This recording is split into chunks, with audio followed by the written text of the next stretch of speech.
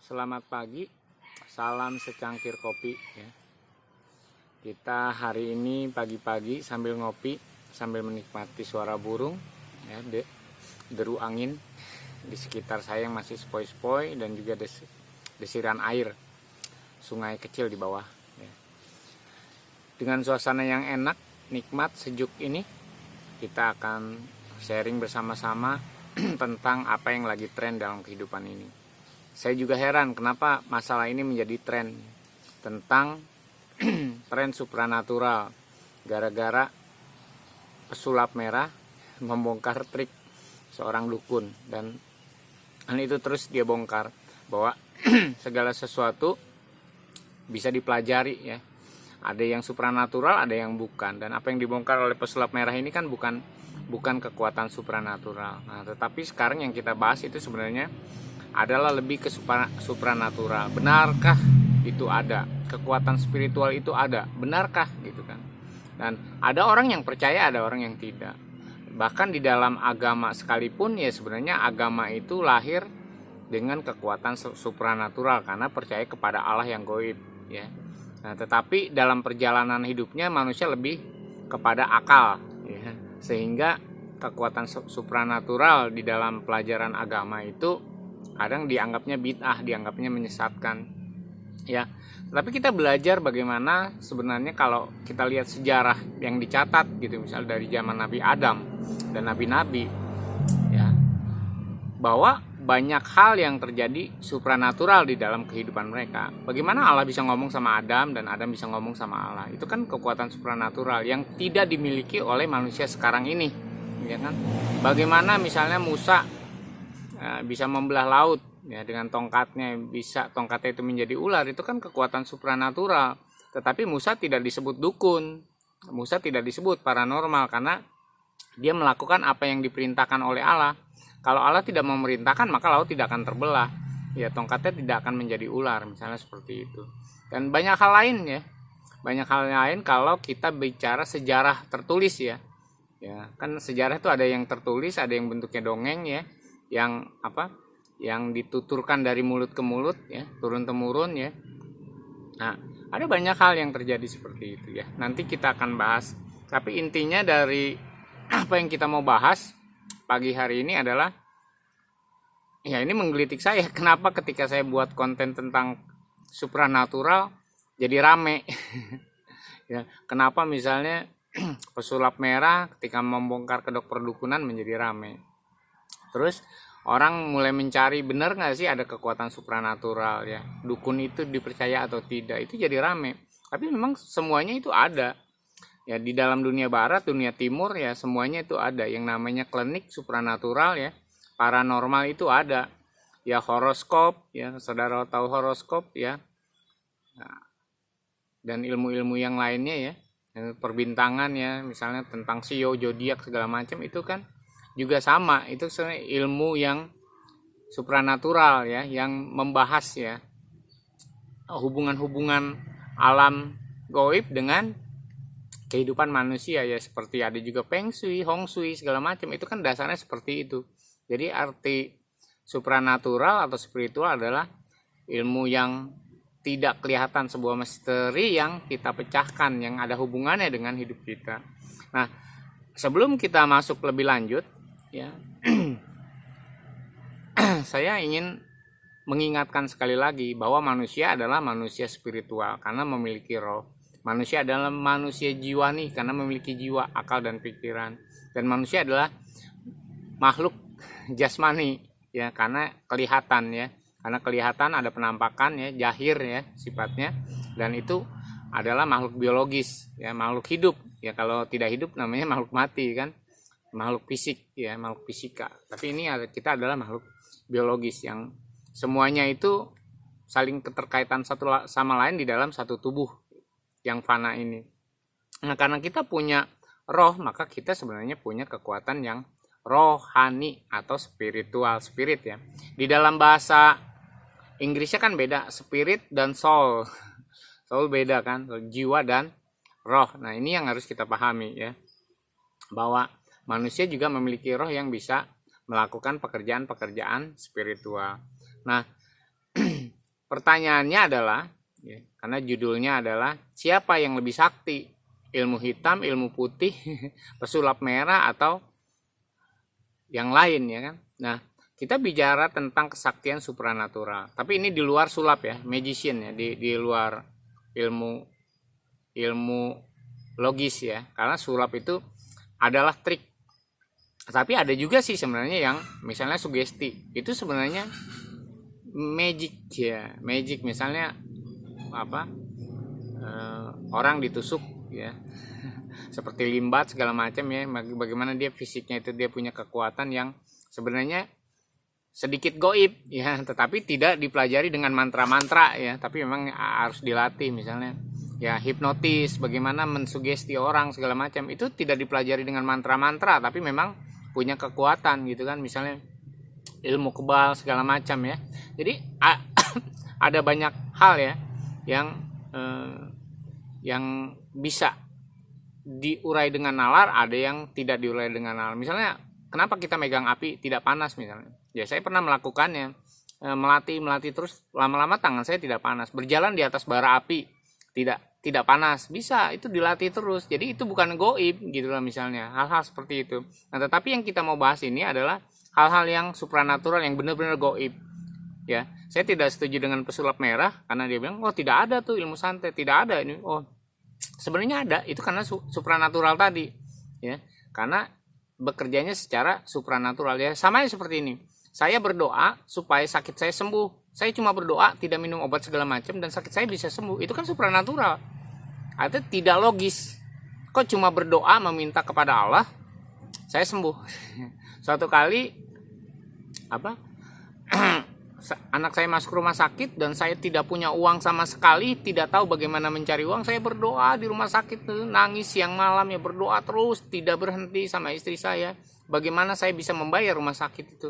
Ya tiba-tiba Tuhan kirimkan orang-orang untuk ya urunan ya kan, tiba-tiba, dan rumah sakit itu terbayar dengan lunas gitu kan. Itu kan hal yang goib sebenarnya, karena kami tidak minta telepon sana telepon sini, pinjemin duit dong, minta doang, enggak.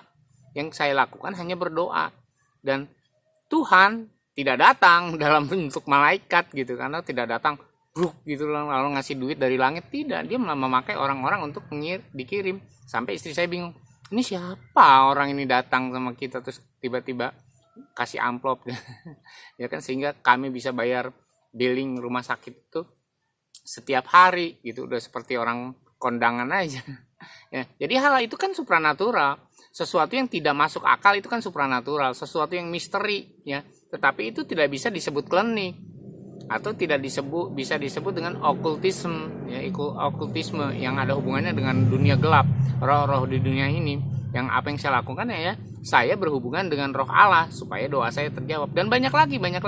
Jadi saya pernah takjub dalam hidup saya ya, ketika ada orang kena santet ya, saya cuma berdoa kepada Allah, saya pejamkan mata karena saya tidak tahu bagaimana cara berdoa. Saya cuma bisa ya Allah bekerja ya kan. Dan tiba-tiba orang yang perutnya gendut gitu kan, tiba-tiba kempes, semua kaget ya, termasuk saya kaget. Saya kan bukan dukun, jadi saya tidak tahu apakah akan sembuh atau tidak, dan itu sembuh dan terjadi. Demikian juga ketika ada seorang anak ustadz, dia harus operasi karena sakit ginjal ya, mukanya sudah tembem semua ya, air seninya tidak bisa keluar dan harus segera dioperasi. Tapi karena tempatnya jauh di gunung, miskin, dan dulu belum ada BPJS kesehatan ya, boleh nggak saya berdoa? Saya juga tidak tahu apakah ketika saya berdoa itu akan sembuh atau tidak. Saya cuma percaya saja kepada Allah yang menyembuhkan, dan ketika ketemu lagi ya sudah sembuh, sudah sehat sampai sekarang gitu kan, udah puluhan tahun yang lalu. Dan itu kan goib. Tapi saya bukan dukun, saya bukan paranormal ya. Apakah sembuh atau tidak kehendak Allah, bukannya karena saya hebat gitu kan, bukan karena saya mampu menyembuhkan, tetapi karena saya tahu ada dalilnya, ada caranya bagaimana berdoa itu supaya dijawab, berdoa itu supaya orang bisa menjadi sembuh, orang bisa lepas dari santet, ya kan? Itu kan goib. Jadi bukan ilmu sulap, bukan trik sulap, karena saya sendiri tidak tahu kenapa itu bisa sembuh, tetapi karena saya punya keyakinan bahwa Allah akan menyembuhkan, dan itu terjadi. Jadi bukan, kalau pesulap kan orang lain takjub, dianya sendiri tidak. Kalau ini enggak, orang lain takjub, saya sendiri lebih takjub sampai saya nangis pulang. Kok bisa ya? Gitu ya. Tetapi saya karena ada dalilnya bahwa Allah itu menjawab doa, Allah bisa menyembuhkan sakit penyakit, ya, segala hal ya. Ini yang harus kita pelajari bersama, bahwa memang kita harus punya kekuatan supranatural di dalam hidup kita. Apa yang saya kerjakan di kebun, apa yang saya kerjakan di ladang saya selalu bertanya kepada Allah, apa yang saya harus perbuat, apa yang harus saya lakukan, bagaimana harus begini, bagaimana apa yang harus saya lakukan untuk kedepannya, gitu kan. Selalu bertanya dan selalu dijawab dengan supranatural, ya, tersembunyi, ya. Ya, tidak kelihatan, tetapi akhirnya ada petunjuk-petunjuk terus yang setiap hari yang saya nikmati. Nah, jadi ilmu hitam, ya, ini kembali ke materi kita. Ilmu hitam itu ada, tapi ilmu putih tidak ada. Jadi jangan sampai orang berkata begini, ilmu hitam adalah ilmu putih yang diselewengkan. Ya. Magician untuk maaf ya, untuk pada yang suka menghipnotis, hipnotis ilmu hitam, klinik supranatural sebenarnya, tetapi dengan kekuatan yang tadi jiwa manusia. Jadi ada orang yang mempelajari ilmu kanuragan, dan saya melihat ya tetangga saya gitu kan, orang-orang yang sudah tua punya ilmu brajamusti benar, gitu kan. Ya ada yang orang bertapa meminta kekuatan alam supaya alamnya memenuhi dia, dan itu bisa, dan itu terjadi, gitu kan. Ya sampai saya bertanya, wah kalau gitu bisa mengalahkan Myth-Tison gitu. Tapi itu tidak dilakukan karena memang bukan bidangnya seperti itu. Nah, jadi memang ilmu itu ada, tetapi ya ketika orang menyerahkan diri kepada roh-roh jahat dan meminta kepada roh-roh dunia ini, kepada kekuatan alam ini, ya dia ada buat perjanjian. Dia ada sesuatu. Ketika dia meminta, ada yang harus dia serahkan. Itu namanya jual beli kan. Jadi kenapa saya tidak ingin mempercayai kekuatan alam, tidak mempercayai kekuatan jin. Bukan tidak percaya jin bisa melakukan sesuatu, tetapi karena ada hal yang imbal balik yang harus dijual beli. Tetapi ketika saya percaya kepada Allah, saya berdoa dan doa saya dijawab, ya anak saya bisa bayar rumah sakit, orang sakit bisa disembuhkan, orang kena santet bisa dipulihkan, kan tidak ada mahar yang harus saya ganti, atau tidak harus saya puasa dulu berbulan-bulan untuk punya kekuatan supernatural, gitu kan. Tidak ada. Jadi memang percaya kepada Allah itu lebih simpel. Yang penting punya iman dan keyakinan saja berdasarkan dalil, ya, berdasarkan hukum, berdasarkan firman Allah. Jadi tidak bisa kalau sesuatunya tidak berdasarkan kepada firman Allah dan catatan sejarah para nabi, ya itu bisa jadi klinik. Karena nanti Allahnya yang mana, ya kan?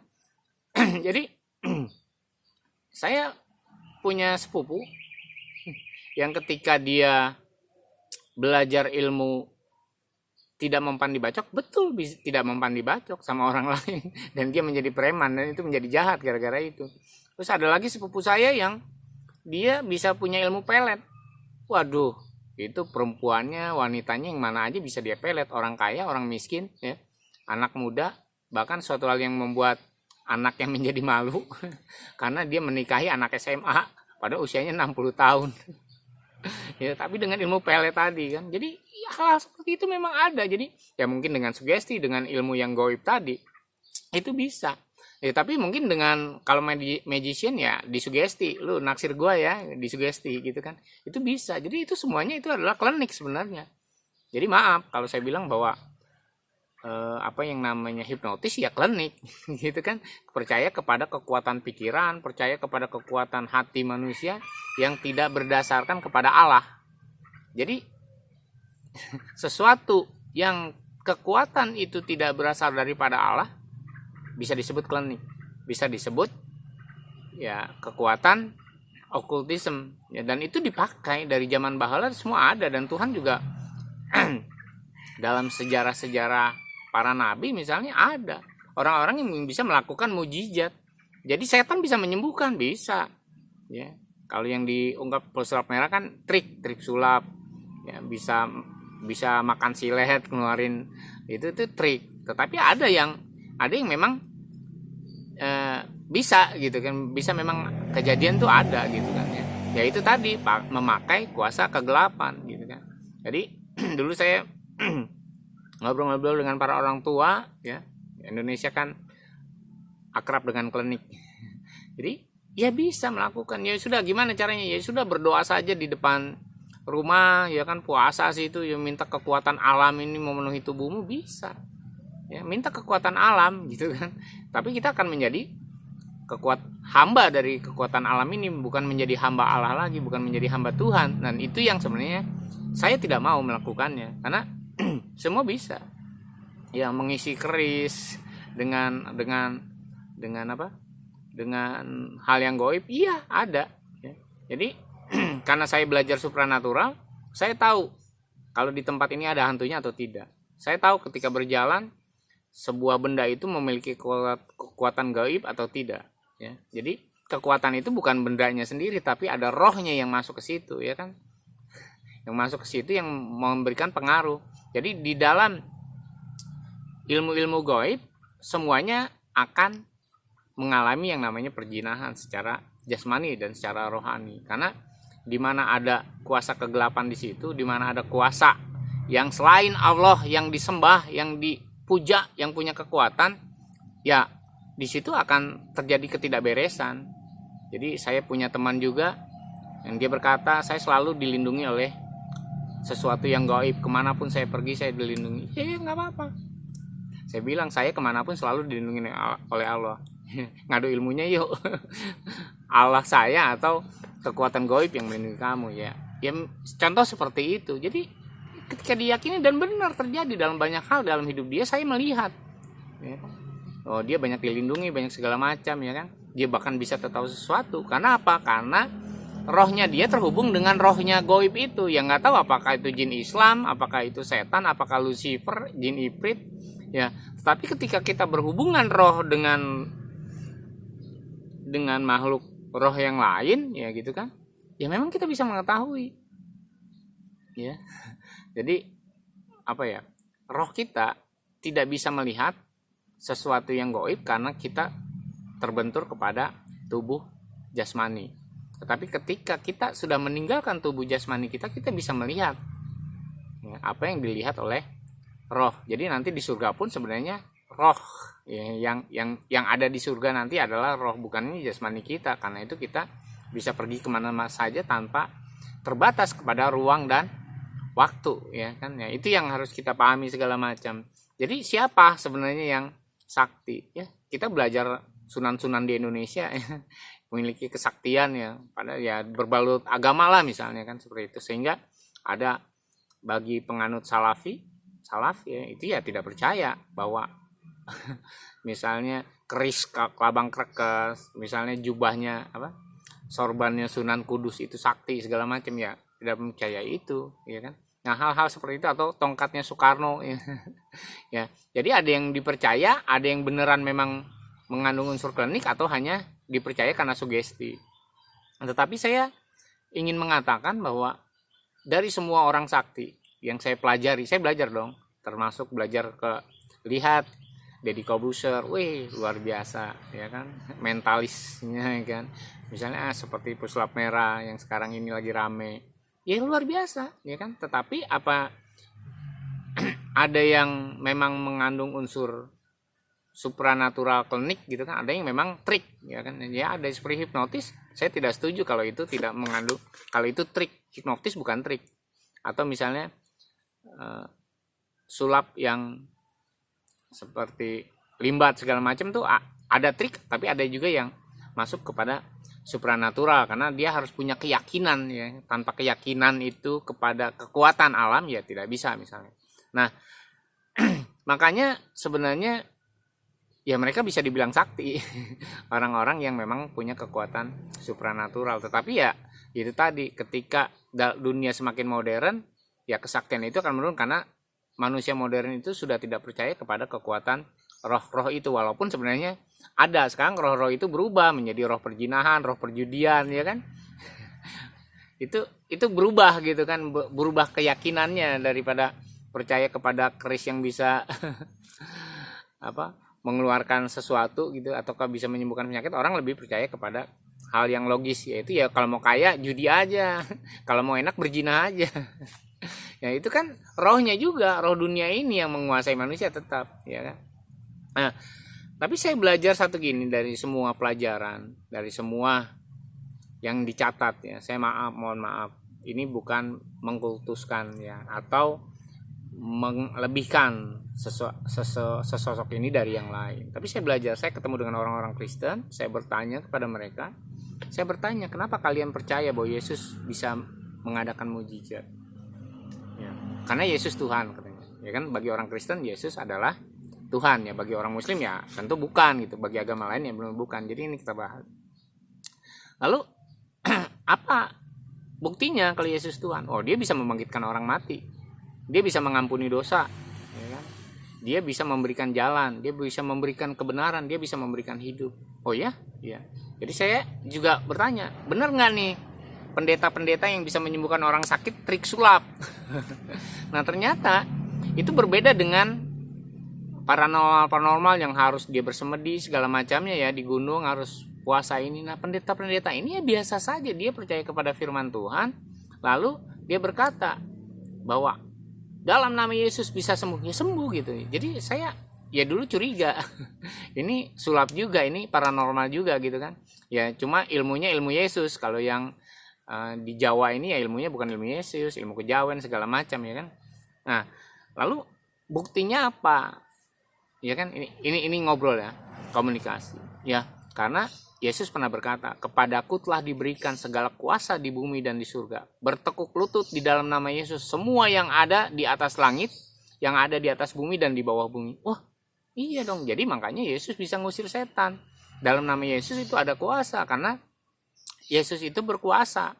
Nah saya mempelajari lagi, ini kan bagi orang Kristen ya, lalu saya belajar sama ya, ada teman yang Muslim. Saya ya ngomong-ngomong ya dulu ya, waktu dulu ya, jadi saya belum paham sekali bahwa benar nggak sih Isa Al-Masih itu, kalau di dalam Islam kan Isa Al-Masih bisa membangkitkan orang mati. Wah dikasih tunjuk ayatnya dong ya. Dia bisa membentuk burung, bikin burung, lalu burungnya ditiup, jadi burungnya terbang. Lalu dia membangkitkan orang mati ya kan, sudah menyembuhkan sakit penyakit. Oh bisa. Nah, saya mikir, oh berarti ini ada dalilnya dong. Kalau yang tadi ya, anggaplah ilmu hipnotis juga punya dalil, punya hukumnya sendiri kan, ada bukunya hipnotis. Nah ini ada kitab suci, yang orang Kristen pakai Injil dan di Islam pakai Al-Quran. Oh ada. Oh iya, makanya di dalam orang Islam juga tahu, walaupun orang Islam tidak mengakui Yesus adalah Tuhan, tetapi tahu bahwa Isa Al-Masih itu bisa bikin mujizat. Kenapa dia bisa bikin mujizat? Nah ternyata apa yang disampaikan oleh teman saya yang Kristen tadi, bahwa segala kuasa ya telah diberikan kepada Yesus, ternyata ada gitu, bahwa di dalam Al-Quran ya, walaupun penafsirannya beda-beda, yaitu bahwa Isa Al-Masih itu memiliki kebesaran, memiliki kuasa di dunia dan akhirat. Wah ini siapa nih orang ya kan, baru ada nabi yang ditulis oleh Al-Quran maupun oleh Injil bahwa dia punya kuasa di dunia dan akhirat. Karena itu ya akhirnya saya belajar, bertanya. Ada juga orang Muslim yang percaya bahwa itu terjadi, dan saya melihat ada mujizat di dalam kehidupan mereka ketika mereka percaya bahwa Isa Al-Masih bisa menyembuhkan penyakit, dan mereka pakai nama Isa Al-Masih untuk menyembuhkan sakit penyakit. Itu bisa ya. Jadi saya pikir, saya belajar buku, belajar orang-orang sakti dari Houdini segala macam, pesulap-pesulap segala macam, David Copperfield ya, itu kan menakjubkan bagi saya gitu kan. Jadi Corbuzier sekarang yang unik ini, pesulap merah, saya lihat ini orang ini lebih sakti, bisa menyembuhkan sakit penyakit dan beneran ya. Makanya saya cerita di beberapa episode yang lalu, ini ada Andi Simon ya, pendeta dari Makassar yang berdoa di mana-mana dan itu menjadi sembuh. Ya dulu saya tidak percaya, sama saya tidak percaya David Copperfield, Deddy Corbuzier segala macam ya kan. Wah ini sulap, ini bohongan, ini triknya segala macam, supranatural. Tetapi yang dilakukan oleh Andi Simon misalnya dari Makassar, yang dilakukan oleh teman-teman pendeta yang Kristen segala macam, bahkan bukan pendeta pun bisa melakukannya, adalah kekuatan supranatural yang percaya kepada Allah ya. Jadi apa yang saya yakini dulu bahwa Allah itu bisa memberikan kekuatan supranatural dan bisa berdoa, dan saya sudah membuktikannya gitu kan ya. Walaupun akhirnya saya perlu meyakinkan, bertanya kepada orang Kristen, bertanya kepada para dukun, bertanya para paranormal. Oh iya, makanya saya tadi menceritakan bahwa ketika saya berdoa bagi orang sakitnya sembuh. Ketika saya berdoa bagi orang yang kena santetnya hilang gitu, ilmu santet. Nah ketika saya berdoa tidak punya uang dan Tuhan kirimkan uang untuk membayar rumah sakit, itu terjadi, ya kan? Ya, kenapa saya bilang itu mujizat? Karena ya, tadi saya bilang saya tidak nelponin orang, tidak bikin status WA, tidak pinjam sana pinjam sini, tidak minta tolong minta sini. Ternyata ya Tuhan kirimkan, ya dari mulut ke mulut, bahwa anak saya sakit dan tiba-tiba orang urunan gitu kan, sampai hampir 10 juta kan untuk bayar rumah sakit. Itu kan luar biasa, dan bagi saya itu mujizat, bagi saya, keluarga saya itu mujizat. Bagi kami adalah doa yang dijawab oleh Allah dengan caranya Allah, dan itu adalah supranatural gitu kan. Jadi itu yang apa? Yang menggelitik saya, kenapa saya menyampaikan hal ini, bahwa ketika manusia rohani kita itu bisa terhubung dengan Allah, ya, kalau orang Kristen itu melalui Yesus Kristus yang punya kuasa di dunia dan akhirat dan bisa menyelamatkan manusia, bisa masuk surga katanya kan, menurut Injil gitu kan. Nah, walaupun menurut Al-Quran tidak, walaupun namanya sama, Al-Masih ya. Al-Masih atau Kristus itu sebenarnya punya arti yang sama, yang artinya juru selamat. Ya, cuma pemahamannya, keyakinannya saja yang berbeda. Al-Masihnya iya, tapi bukanlah jadi penyelamat bagi orang muslim, bukanlah jadi penebus dosa bagi orang muslim, tetapi bagi orang Kristen Al-Masih, arti Al-Masih adalah penebus dosa, ya kan? Al-Masih yang menyelamatkan, Al-Masih adalah Tuhan, Al-Masih adalah yang bisa bikin mujizat, yang bisa menolong orang, ya kan? Tetapi di umat Islam sendiri, Al-Masih ya sudah Al-Masih saja gitu, tidak punya kuasa apa-apa, tidak punya kuasa menyembuhkan sakit penyakit. Kalau itu mah dulu katanya kan, sekarang mah tidak punya kuasa apa-apa nama itu. Ya saya share gitu kan kepada teman-teman yang muslim, ya pada ustadz juga. Ya sekarang mah Al-Masih tidak namanya tidak ada apa-apanya. Kalau dulu iya bisa bangkitkan orang mati segala macam, tetapi bagi orang Kristen itu beda. Sampai sekarang saya melihat, akan mungkin saya pernah cerita beberapa waktu yang lalu, ada rohaniawan yang bisa membangkitkan sampai 14 orang mati gitu. Itu orang Kristen. Ya, dan saya takjub, kok bisa ya orang mati dibangkitkan lagi supaya hidup. Ya, sampai orang mati yang terakhir adalah istrinya yang dia bangkitkan, lalu bilang istrinya, sudahlah, saya memang sudah waktunya mati, kamu nggak usah bangkitkan saya. Terus mati lagi istrinya. Nah, jadi hal-hal yang supranatural ini yang saya bilang, siapa sih yang lebih sakti? Ya, mohon maaf untuk agama-agama yang lain, ya saya bilang bahwa, atau orang yang punya keyakinan lain, ilmu yang lain, saya bilang bahwa Isa Al-Masih yang paling sakti dari semuanya. Namanya saja bisa menyembuhkan sakit penyakit, karena namanya saja setan kabur. Gitu kan. Jadi ya itu yang saya sharekan, ya. Saya tidak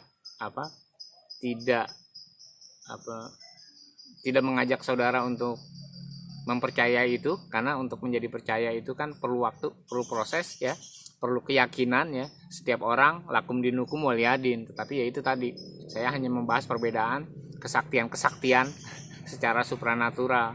Jadi bisa dipahami saudara semua. Nah, karena itu saya mengajak, yuk kita punya belajar membangun kekuatan supranatural kita, membangun